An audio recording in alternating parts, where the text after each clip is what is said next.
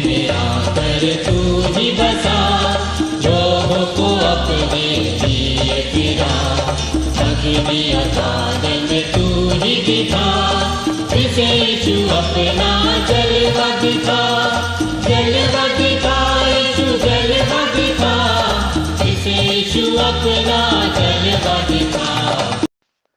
परमेश्वर के नाम की महिमा हो। पवित्र वचन बाइबल में मत्ती रचित सुसमाचार उसके 8वें अध्याय के 27वें पद में इस प्रकार पढ़ते हैं, और वे अचंबा करके कहने लगे, ये कैसा मनुष्य है कि आंधी और पानी भी उसकी आज्ञा मानते हैं। यहाँ हम एक असाधारण दृश्य देखते हैं। शिष्य नाव में है, समुद्र में भयानक तूफान उठा हुआ है और वे डर से भर गए हैं। इसी समय उनके गुरु प्रभु यीशु मसीह उठते हैं। वे आंधी और तूफान को डांटते हैं और तुरंत सब शांत हो जाता है।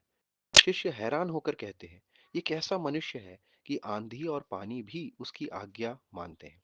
ये घटना केवल एक अद्भुत कार्य ही नहीं है, ये इस सच्चाई को प्रकट करती है कि प्रभु यीशु मसीह के पास केवल बीमारियों पर ही नहीं बल्कि पूरी सृष्टि पर अधिकार है।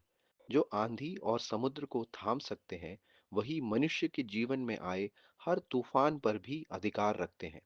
शिष्यों का डर केवल बाहर के तूफान से नहीं था, बल्कि उस असहायता से भी था जिसे वे भीतर महसूस कर रहे थे।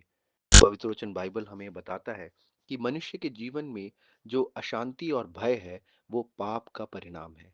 जैसे समुद्र का तूफान नाव को डुबो सकता है, वैसे ही पाप का प्रभाव जीवन को अस्थिर कर देता है और नाश की ओर ले जाता है। जो अधिकार प्रभु यीशु मसीह ने प्रकृति पर दिखाया, वही उसने क्रूस पर पाप को हराकर भी दिखाया। उन्होंने हमारे स्थान पर पाप का दंड सहा, ताकि पाप और मृत्यु की शक्ति टूट जाए और मनुष्य को परमेश्वर के साथ मेल मिल सके।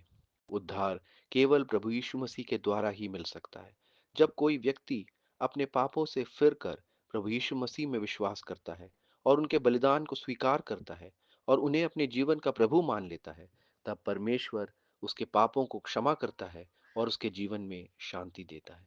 क्या आप अपने जीवन के तूफानों का सामना करने के लिए प्रभु यीशु मसीह का हाथ थामेंगे?